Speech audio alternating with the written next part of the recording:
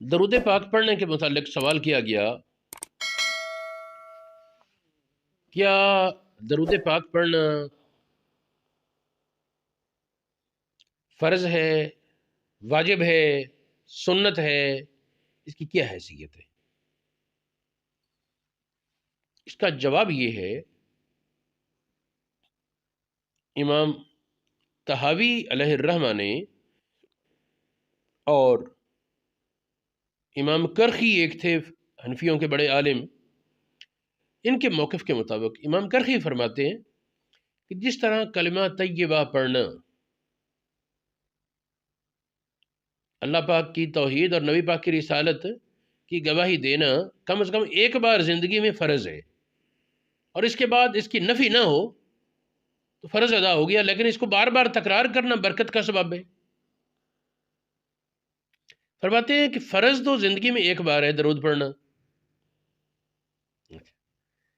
اس کے بعد فرماتے ہیں کہ جب نبی پاک صلی اللہ علیہ وسلم کا ذکر جمیل اپنی زبان پر آئے یا کسی سے سنیں تو اس وقت درود پاک پڑھنا یہ لازم ہے۔ امام طحاوی کہتے ہیں واجب ہے۔ جب بھی نبی پاک صلی اللہ علیہ وسلم کا ذکر ہے، جس کی زبان پر ہے اس پر بھی، جو سنیں ان پر بھی لازم ہے کہ وہ حضور علیہ السلام کی ذات پر درود بھیجے۔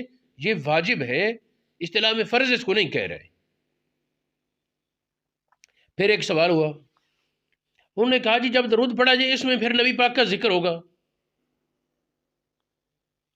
پھر پڑھا پھر ذکر ہوگا نبی پاک کا، پھر باقی سارے کام چھوڑ دیں صرف درود ہی پڑھتے رہے؟ یہ سوال کیا گیا۔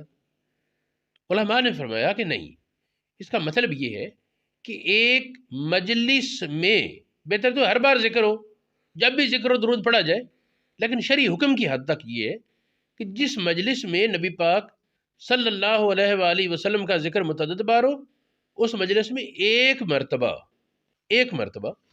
یہ درود پاک پڑھنا واجب، ایک مرتبہ درود پاک نبی کریم کی ذات پر پڑھنا واجب، اور ہر بار پڑھنا یہ مستحسن ہے، مستحب ہے، اور درجے کے اعتبار سے سنت غیر مؤکدہ کے حکم میں ہوگا۔ یہ مسئلہ جو میں نے بیان کیے، یہ احکام القرآن ہے، امام جساس رازی کی تفسیر کی کتاب ہے۔